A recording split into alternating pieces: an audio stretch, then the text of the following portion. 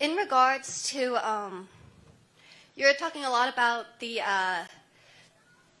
caste system and the difference between how there's a wider gap between the lower class and the higher class and how the middle class is disappearing. You mentioned a lot of that as an issue, but you didn't really provide much of a solution to that issue. You just kind of stated that it's an issue, and then you kind of continued onwards. And in regards to that, you did bring up how Bernie Sanders, you said, takes advantage of that fact.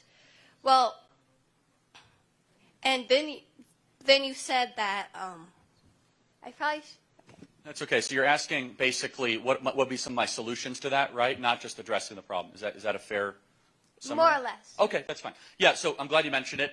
Didn't have as much time to dive into it as I would like. So first, and this will be the generic answer, and then I'll get into the non-generic answer, okay? The first and foremost is, and this is idealistic and unlikely to happen, is that the federal government has to get off the backs of entrepreneurs, stop creating money out of thin air, which is hyperinflating our currency and destroying the wealth of regular everyday people, right? Now, I say that's the generic answer because that's the answer you'll get from almost anyone on the center right, but it's totally true. Totally true. Inflation is a thief. It is a thief. Inflation makes you poorer. And inflation is directly correlated, thanks to the $6 trillion additionally that we created out of thin air in the last 18 months. Period. End of story.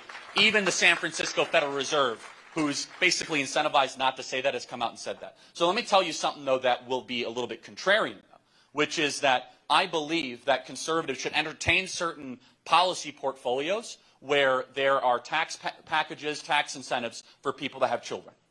The number one reason why people do not have children in this country is economic. And that's wrong. If it's too expensive to have kids, we should say that matters more than just tax cuts. Right? So we need to have a hierarchy of needs, wants, and concerns, right? So when the birth rate plummets by 600,000 babies last year, like, whoa, that's not good for society. That creates really kind of nihilistic people. Now, I'm not saying free handouts or free money or any of that, but I think if you're a working family and that you're paying your taxes and you're doing things the right way, of course, government will screw this up, so it sounds too idealistic, but maybe there might be a way to get this done. It's an interesting conversation if we could pull it off, right?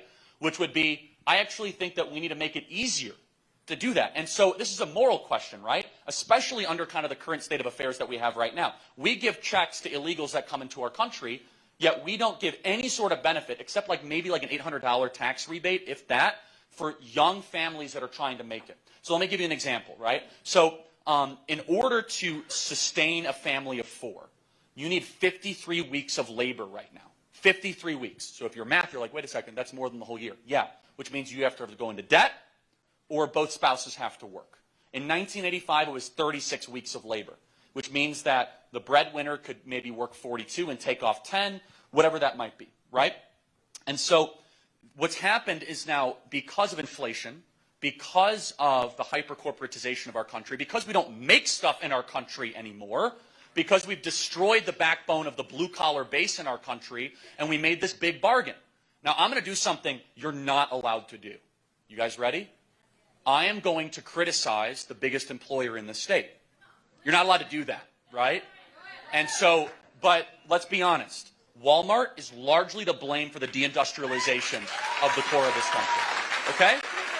Now, I'm not saying everyone who works for Walmart's a bad person or that they've never done anything right, whatever, okay? But let's be honest, is that they were front and center of all the trade deals of saying, we're going to send stuff over there, bring it back cheaper, and bring it and sell it back to the communities. Bad deal. Now, it could be okay in some nuanced way, maybe, but when you all of a sudden lose 11 million manufacturing jobs and you have the hollowing out, you're like, wow, we no longer have jobs, no longer have the tax basis, the men no longer, are really have direction in the community, and what do we get in return? Cheap plastic from Wuhan and opioids. That's a bad deal. And I don't care if it increases the stock price of a favorable company in this area. We should say morally, I'm not okay with that. The obligation of the people of our country are to their citizens first and foremost, not corporate profits. And so that's a lot I touched on, but this is one of the things that really bothers me, and kind of just dealing with the current state of affairs. I actually think everything I just talked about is agreed upon by 85 to 90% of the country. I really do. Instead, I find that we can't find agreement because of other issues that pop up that I think the media focuses on that we're not going to back down on. But look, yes, I think that there needs to be entertaining, new, and exciting ideas that will put our citizens first and understand that this generation needs right now some form of new energy.